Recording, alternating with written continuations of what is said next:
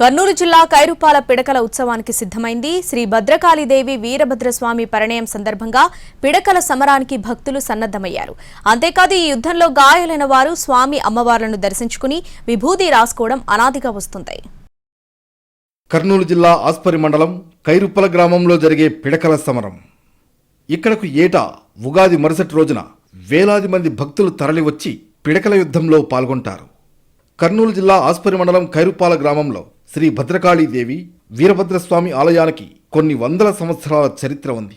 ఉగాది మరుసటి రోజు ఇక్కడ జరిగే పిడకల సమరం వెనుక కూడా ఇంట్రెస్టింగ్ స్టోరీ ప్రచారంలో ఉంది. త్రేతాయుగంలో భద్రకాళీదేవి వీరభద్రస్వామి ప్రేమికులని ఆలయ చరిత్ర చెబుతోంది.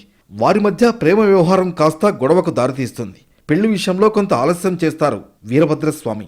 భద్రకాళీదేవిని వీరభద్రస్వామి మోసం చేశారని అమ్మవారి భక్తులు ఆగ్రహం వ్యక్తం చేస్తారు. అమ్మవారి ఆలయం వైపు వీరభద్రస్వామి వస్తున్న సమయం చూసుకుని భద్రకాళీదేవి భక్తులు పిడకలు విసిరేస్తారు. దీంతో స్వామి భక్తులు సైతం అక్కడికి చేరుకుని అమ్మవారి భక్తులపై ఎదురుదాడికి దిగుతారు. అలా ఇరు వర్గాలు పిడకల సమరం సాగిస్తాయి. బ్రహ్మదేవుడికి వారి మధ్య జరుగుతున్న పిడకల సమరం విషయాన్ని భద్రకాళి అమ్మవారి తండ్రి విశ్వకర్మ చెబుతారు. బ్రహ్మదేవుడు వీరభద్రస్వామి తండ్రి శివుడి దృష్టికి విషయాన్ని తీసుకువెళ్తారు. అనంతరం బ్రహ్మదేవుడు అక్కడికి చేరుకుని ఇరు వర్గాలను శాంతింపచేస్తారు.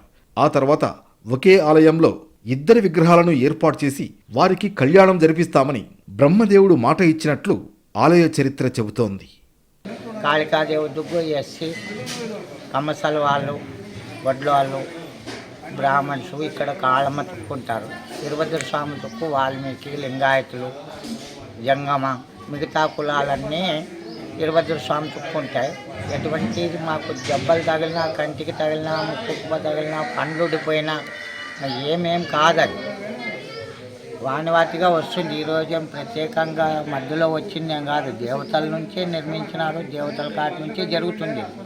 ఏటా ఉగాది ఉత్సవాలలో భాగంగా స్వామివార్ల పిడకల సమరం జరిగే కొన్ని నిమిషాలకు ముందు కారుమంచి గ్రామం నుంచి ఆచారం ప్రకారం గుర్రంపై కైరుప్పల గ్రామానికి ఊరేగింపుగా చేరుకుంటారు రెడ్డి కుటుంబ సభ్యులు. ప్రత్యేక పూజలు నిర్వహించిన కొన్ని నిమిషాల తర్వాత గ్రామస్తులు ఇరు వర్గాలుగా విడిపోయి పిడకలతో కొట్టుకుంటారు. ఇలా కొట్టుకోవడం ఒక సంప్రదాయమని భక్తులంటున్నారు.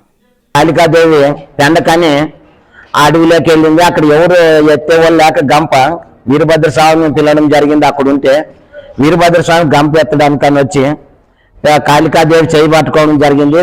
చేయి పట్టుకున్న వెంటనే ఊర్లోకి రా, మా వాళ్ళతో నేను ఇదే పెండతో అవమానం పరుస్తానని చెప్పి కాళికాదేవి చెప్పి రావడం జరిగింది.